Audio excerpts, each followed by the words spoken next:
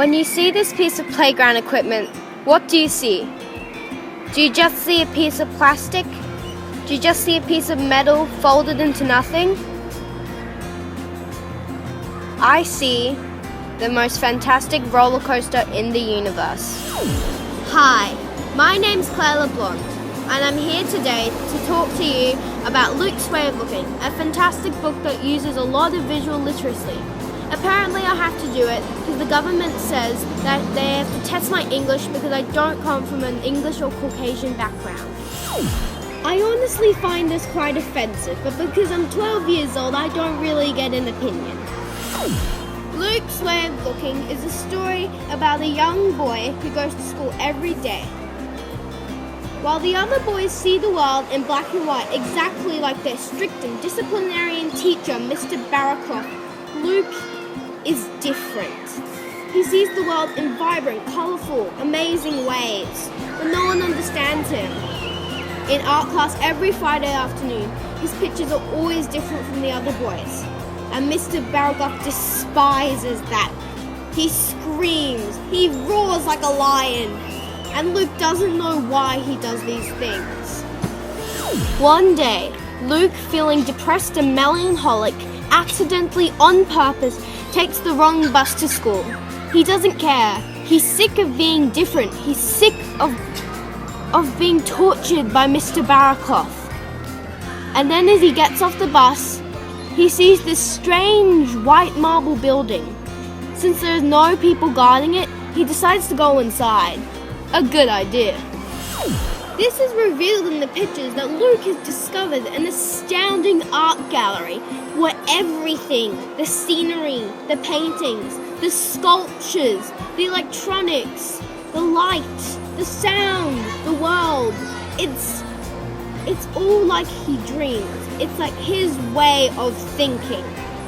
Like, see my hand? In Mr. Barraclough's way of thinking, it's just a hand. In Luke's way of thinking, the thumb is sticking out here. He feels at home for the first time in his life. It's really important to feel at home. Luke's way of looking has a really deep meaning. It's talking about finding yourself in the world and being who you are. At the beginning of the story, Luke was as frightened as a mouse. He couldn't be who he was. He was criticized for it. He was endangered by it. By the end of the story, after seeing where his path in life was, he finally came out of his shell, and now he was able to see the world in the way he wanted it to be. That's important. That's one of the most important things in life, to be yourself no matter what anyone else thinks. Whee! Oof. I just slid down the slide, even though there are 3 people looking at me.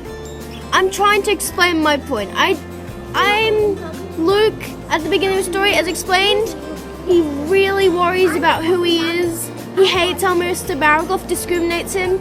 And then at the end of the story, he's not afraid to be who he is. And that's why I slid down the slide, to show that I'm not afraid to be who I am. I honestly think that I relate to Luke, because when I was really young, like 6, I was one of the shyest people in the whole entire school. I didn't have many friends. I was like the lone wolf of the dogs. I was always lonely, no one played with me, everyone teased me, and I was always afraid to show people who I was. And then I realized that people suffer hardships that I can't even imagine. And then I also realized that I am who I am. They are who are they. I can't be anyone else and they can't be me. No one can be me. I am myself. I'm never afraid to be who I am. I'll stand up to women's rights, and if I have to die for it, then I will. I despise injustice. I'll stand up for it. I see the world, honestly, really differently. Like, there's a patch of grass out there. To a normal person, there's nothing there. To me, I see my best friends in the whole world. Harry Potter, Hermione Granger, and Ron Weasley. I absolutely love this song called Social Casualty and I'd like to sing it because it basically talks about Luke.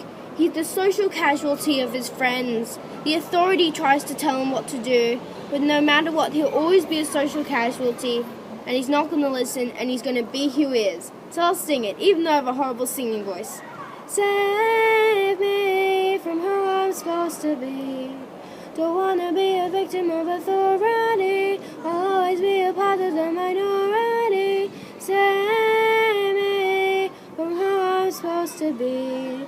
So tell me what you want from me. I don't wanna be another social casualty. That's the end of this video about Luke's way of looking, and I hope you learnt that I speak English.